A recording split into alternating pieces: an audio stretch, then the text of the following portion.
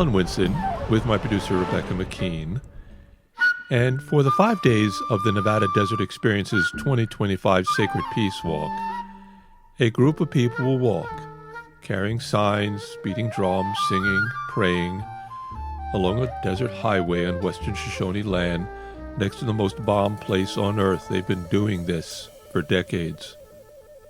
We're going to follow along with them and ask them why.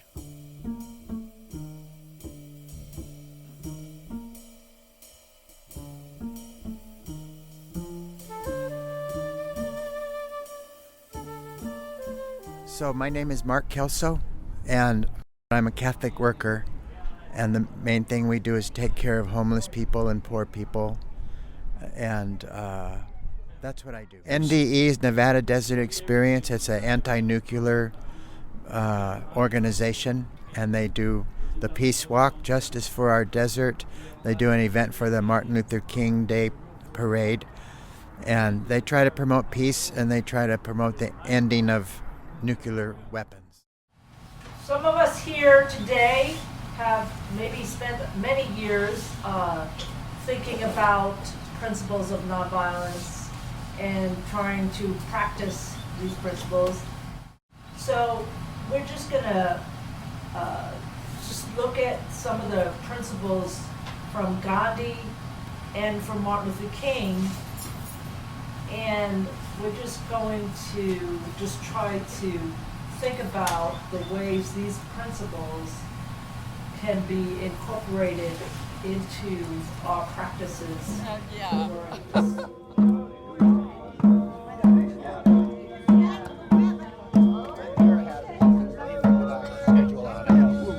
Barack Obama got elected on the promise. He said this should be the last that will live under the fear of nuclear weapons. Shortly after his election, he announced stockpile stewardship. It's no longer were nuclear weapons something to be gotten rid of, but a precious resource to be preserved and kept to pass on to our kids. And then just yesterday, the Guardian newspaper announced that the 6113 that was supposed to take another couple years, that because of the increased threats to the United States, that they are fast-tracking it. And this is a new bomb. These bombs are 25 times more powerful than the bomb at Hiroshima. So in this very dangerous time, the United States is raising the level, and other countries are coming behind it.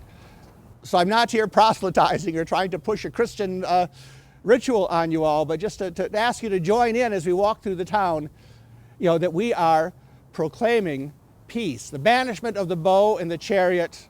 We are calling for the release of prisoners and for an end to the nuclear test site. We should really try to move along and be together. We're facing, it's a much more polarized today. And if you see any trouble, stay together.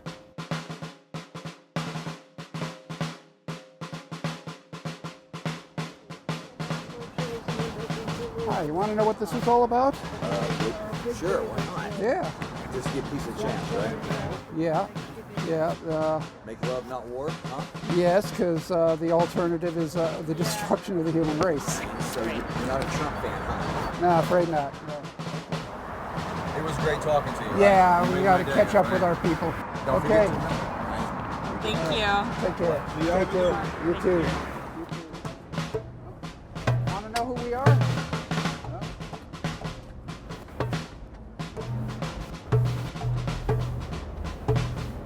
Curious? No? Want to know who? Okay. Want to know who we are? All right. Curious about us? Yeah.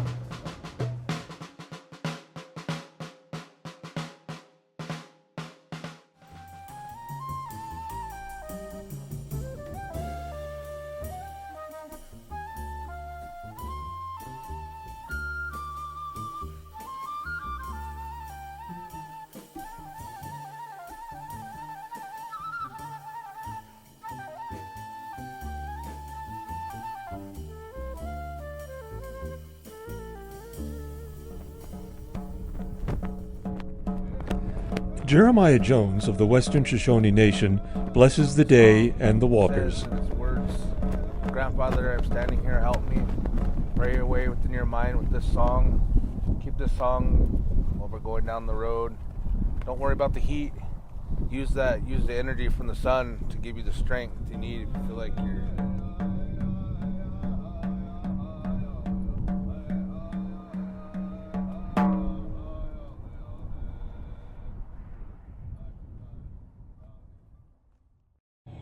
You joined the Sacred Peace Walk for the first time this year. What was the impulse that got you to join? That's a great question. I appreciate that because I've been thinking about it the whole time I've been walking. And the best I can come up with is that, I talked to Brian a little bit about it, and it's not that I don't have hope for change, but that's not why I'm walking. I'm walking more because I've asked myself, what have I not been willing to do? Not been willing to do. There's a lot of things I've been willing to do, but what have I not been willing to do? One thing I have not been willing to do is to walk a long way in a demonstration of peace. Peace for myself, peace for my children, my children's children, and the world's children. So that's one thing. The other reason is that I've never been able to answer the question, even as a person who's studied theology and philosophy, I have no significant answer to the question of why is there suffering, especially the suffering of innocence in the world. And so when I walk, I feel like each step is somehow connecting me to that suffering. Give ear to my words, O Lord. Hearken unto my mourning. Pay heed to my protest, for you are not a God friendly to dictators. Neither are you a partisan of their politics, nor are you influenced by their propaganda. Neither are you in league with the gangster. There is no sincerity in their speeches, nor in their press releases. They speak of peace in their speeches while they increase their war production. They speak of peace at peace conferences and secretly prepare for war.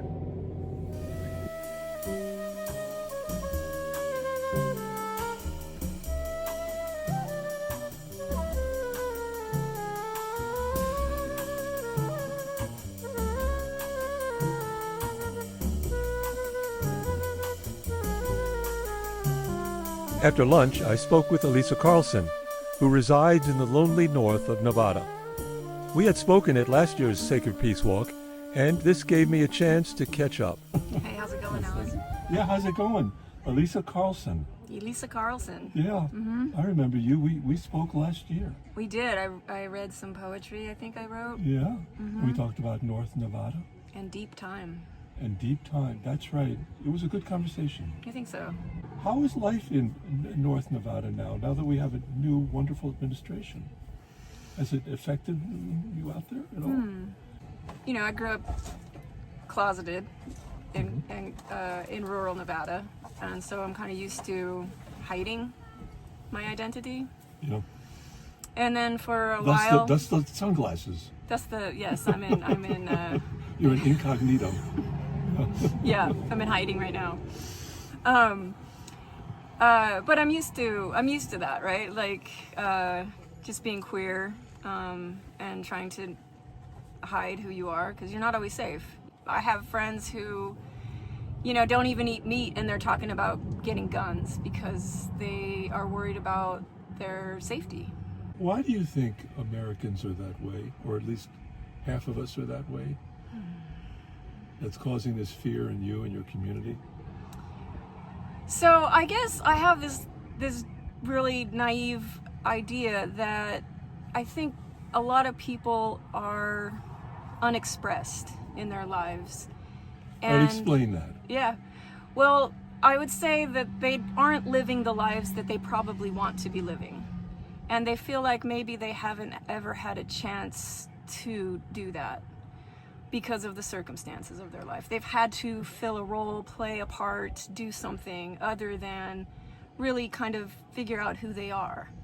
And so you have, I think, to me, it's about people playing a role that they're not really that aware of and frustrated by at the same time. And so I think you get a lot of anger. I've certainly experienced people being angry at me for, like, you know, how dare you write poetry? Like, what do you, like... How dare you be queer? Yeah, like, how dare you, like, do anything that isn't just, like... What I do. Duking it out every day with a, you know, 40-hour week job, you know, and just, like, you know, so I think people feel frustration in their lives because they're not fully expressed, and they don't probably know even how to be that or where to start. It sounds like an awful way to be. I think it's very painful. And so you see people, right? You see these people, you see trans people, you see queer people, you see whoever, artists, you know, people that are fully expressed, you know. And I think it really stirs some deep hatred and probably shame in people, you know. But it comes out, you know, as hostility, right? It's resentment. But there's a deeper feeling underneath resentment, right? It sounds like what you're talking about is a possibility of hope that this country is going to become moral and accepting and sharing and all that good stuff. I don't think there's anything really actually stopping us. Wow. It's just that we are so stuck in our roles. So what's going to break it? I think poetry. Tragedy. Oh, tragedy. Tragedy breaks your identities, right? Yep. And I think right now, the amount of suffering that people are probably feeling very, very deeply and very personally might shake that a little bit. Wow.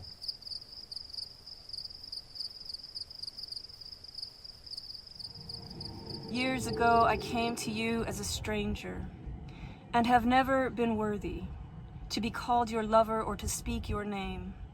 Loveliest, most silent sanctuary, more fragile than forests, more beautiful than water.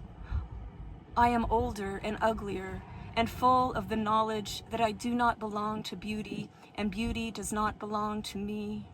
I have learned to accept whatever men choose to give me or whatever they choose to withhold. But oh, my desert, yours is the only death I cannot bear. Nice. More than nice. It's right. Yeah. Lisa Carlson, thank you so much. It's really great having some time with you. Thank you, Alan. I don't know if you'll ever get to the city, but you're invited. Oh, I would love to come to the city, yeah.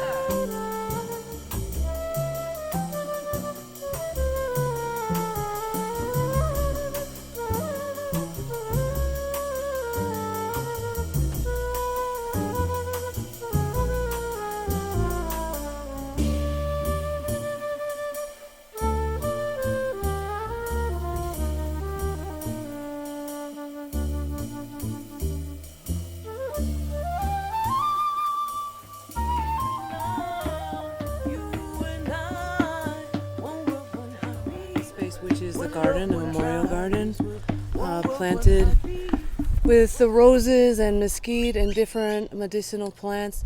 And when we actually walk by this garden, there is a feeling of rootedness and home.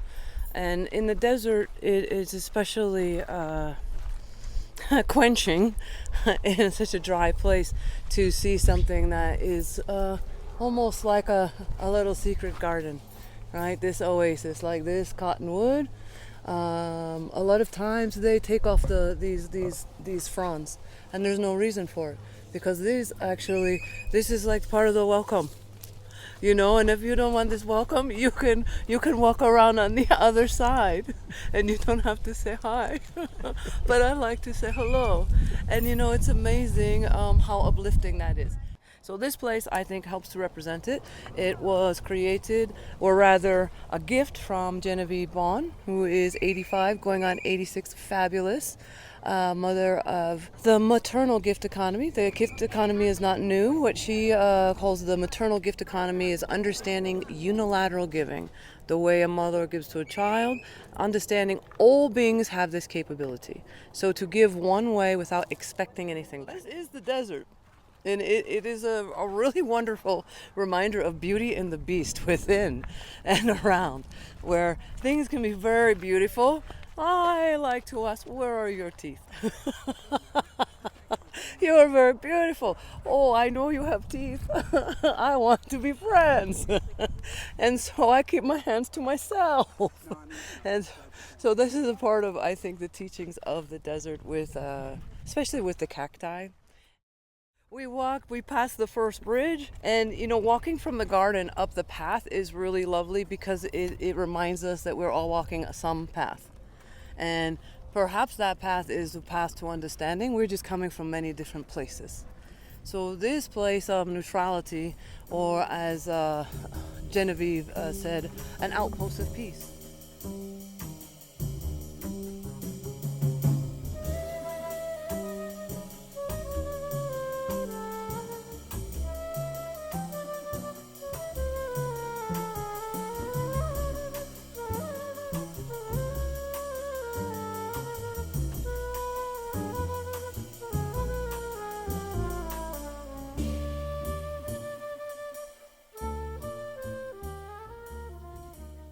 Hello.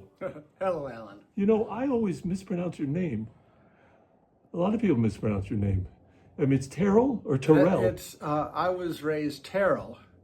I don't correct people because my father's family's from the South, and I was always told that it's Terrell if you're white and Terrell if you're black. How do you think the 2025 Sacred Peace Walk is going? I think it's going very well. I think it's very it's a little bit smaller than some years, but I think there really is a depth, and I'm learning from people and people's reflections on what we see.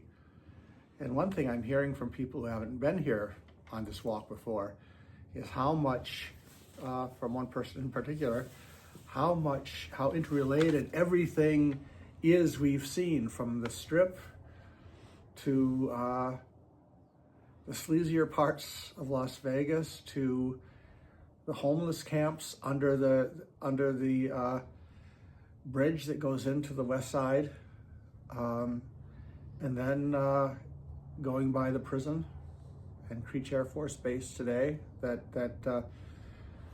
there is there's a continuity. We're seeing the same things manifested in different ways. The same terrible spirit. The poverty and the richness. They're different sides of the same coin. So a Catholic worker friend from Australia years ago said, "Las Vegas is what God thinks of America."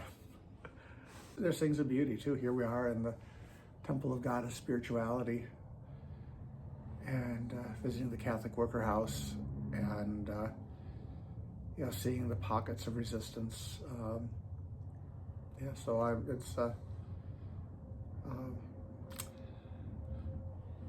Again, it's just a very, very rich experience.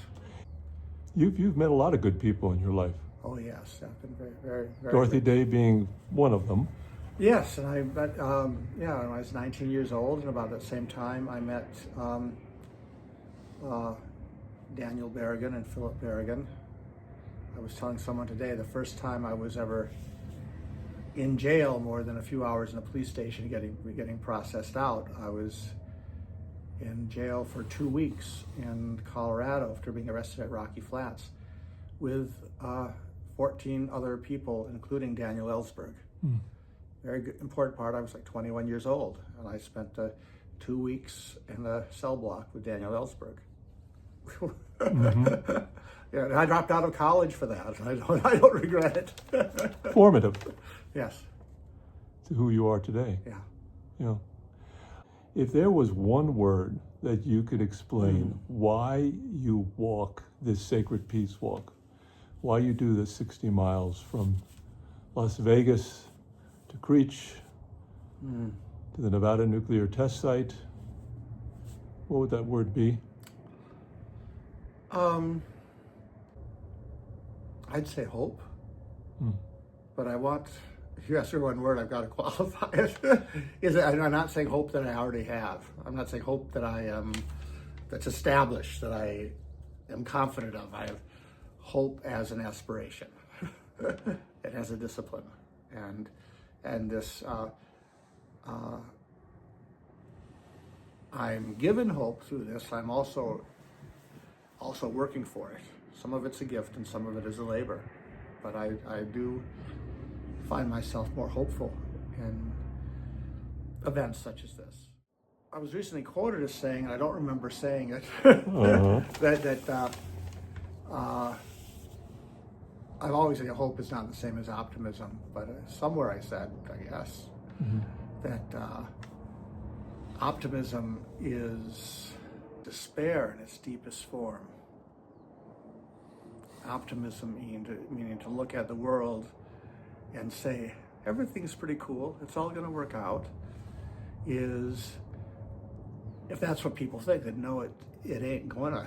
Real hope has to, I think it's required to take into consideration just how bad things are. And if you don't do that, you're just whistling by the graveyard.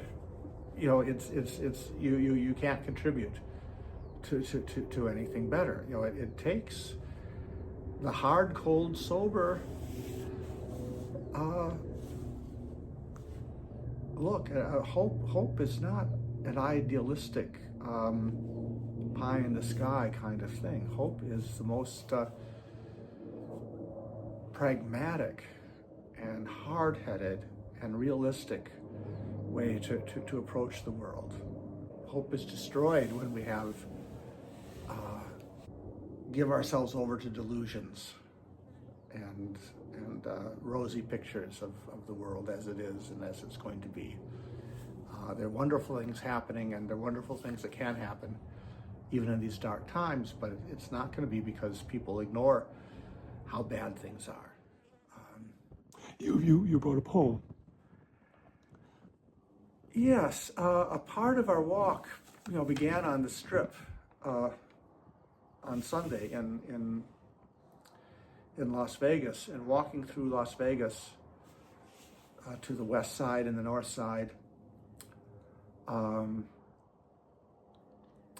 before heading out to the desert and to come here and then to the nuclear test site. I recognized a couple of years ago that a big part of our walk through the north side of Las Vegas, and it's an area that's just devastated. There's empty buildings and empty lots. It's almost 100% Black and other minority people living there, very underserved, very, very poor. Is they named this street the H Street and Revere Street, going south to north, has under the legal street name, they have the honorary Langston Hughes Avenue. We walked by for years Langston Hughes Avenue and without thinking of him. So I thought I'd look up some poems and share one along the way. And the first one that came up was a poem, Kids Who Die, that I think really speaks to our time. And I read that on beneath the street sign in Las Vegas. I remember. So I'd like to read that. Please. I think to say Angelo Herndon, who's referred to as a Black labor organizer who was indicted for insurrection because he was organizing in Atlanta, organizing with the industrial workers of the world, Black and white workers together. And another reference is Liebknecht, and Karl Liebknecht was one of the founders of the German Communist Party, and he was lynched, a victim of a lynching. So just to know those names as a point of reference. This is for the kids who die. black and white. For kids will die certainly. The old and rich will live on for a while, as always, eating blood and gold, letting kids die. Kids will die in the swamps of Mississippi, organizing sharecroppers. Kids will die in the streets of Chicago, organizing workers. Kids will die in the orange groves of California, telling others to get together. Whites and Filipinos, Negroes and Mexicans, all kinds of kids will die who don't believe in lies and bribes and contentment and a lousy peace. Of course, the wise and learned who pen editorials in the papers, and the gentlemen with doctor in front of their names, black and white, who make surveys and write books, will live on weaving words to smother the kids who die. And the sleazy courts and the bribe-breaching police and the blood-loving generals and the money-loving preachers all raise their hands against the kids who die, beating them with laws and clubs and bayonets and bullets to frighten the people. For the kids who die are like iron in the blood of the people, and the old and the rich don't want the people to taste the iron of the kids who die.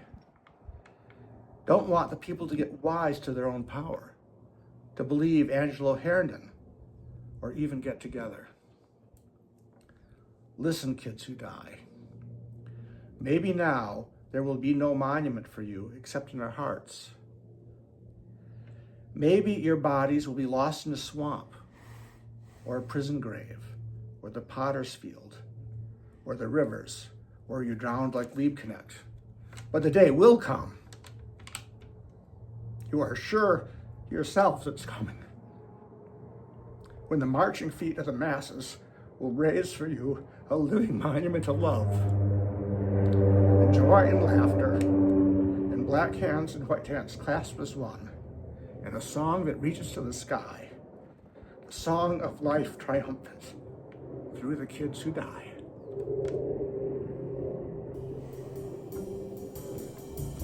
Brian Terrell, thank you so much. Thank you.